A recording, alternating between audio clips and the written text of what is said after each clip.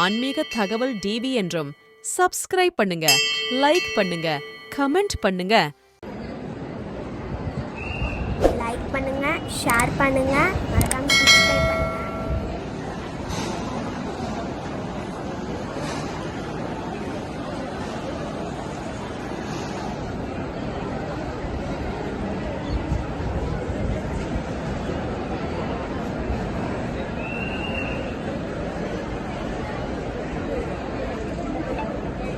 ನಮಸ್ತೆ ಮೇಡಮ್. ನಮಸ್ತೆ. ಎಲ್ಲಿಂದ ಬಂದಿರೋದು? ಹರಿಹರಪುರ. ನಿಮ್ಮ ಹೆಸರು? ಸುವರ್ಣಕೇಶವ ಅಂತ. ಇಲ್ಲಿ ಬಂದು ಹಾಕೋ ಉದ್ದೇಶ?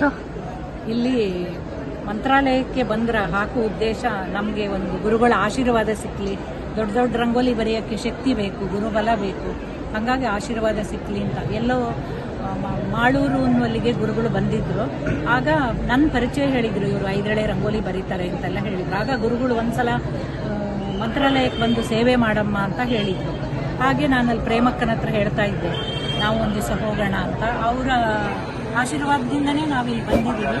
ಇವರು ಸಾಗರದವರು ಮತ್ತು ಇವರು ಮಾಳೂರು.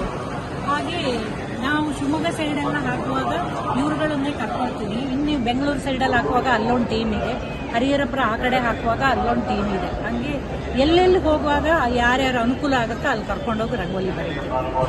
ಇದರ ಸ್ಪೆಷಾಲಿಟಿ ಏನು?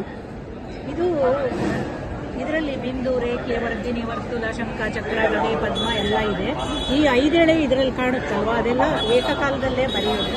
ಇದು ಬಿಂದುವಿನಿಂದ ಸಿಂಧು ಅಂತ 4 ಮಧ್ಯದಿಂದ ಕೊನೆಯವರೆಗೆ ಎಷ್ಟು ದೊಡ್ಡ ಬೇಕಾದ್ರೂ ಮಾಡ್ಬೋದು. ನಾನು ಸಾಧಾರಣ ನನ್ನ ಟೀಮ್ ಅವರು ಬೆಂಗಳೂರಲ್ಲಿ ಒಂದ್ಸಲ 180 ಅಡಿ ರಂಗೋಲಿಯನ್ನ ಮಾಡಿದ್ವಿ. ಅದೇ ಲಾಸ್ಟ್.